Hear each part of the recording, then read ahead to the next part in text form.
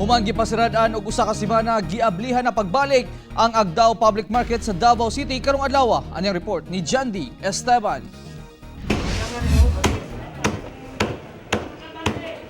Madungog na usab ang pagtadtad sa mga karne sa Agdao Public Market ug ang pag-agni sa mga customer nga mamalit. Karong adlaw manggod, abli na ang palengke. Usa ka semana kini gipasiradaan kay gipailawom sa COVID-19 rapid testing ang mga manindahay ug trabahante.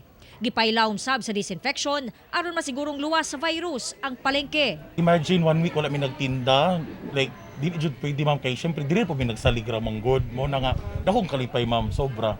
Gikalipay sab kini sa mga customer, labi na sa mga nagpuyo duol sa maong palengke, sama ni Gerald nga taga Jerome Extension Agdao. Ano na siya, convenient na kayo siya.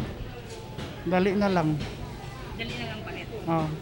Pero ang ubang tindera ug tindero wala pa naninda. Kay wala pa man po sila kabalo nga magsugod na og paninda. Gabi pa man nakabalo nga mag-open na. Tapos ang uban pod wala pa nakapangumpra. Unya, hingaw kay nang mingaw pod ang palit. Ang tanang stalls dinhi sa Agdao Public Market naputos na og plastic cover. Bawal na manggod gunitan sa mga customer ang mga products. So kung ikaw customer, kinahanglan na lang nimo tudloon ang gusto nimo paliton. Istrikto gihapon ginapatuman ang social distancing ug pag-sanitize sa mga kamot una makasulod. Pasudlon lang sab ang mga buot mamalengke kung schedule nila nga mogawas base sa Food and Medicine Pass coding. Ang tanang mga naninda sa palengke gisigurong negatibo sa COVID-19. Busa wala matudpay ang nga ikabalaka ang mga customer. Oh, the fact nga kami tanan diri naka-undergo na og rapid testing.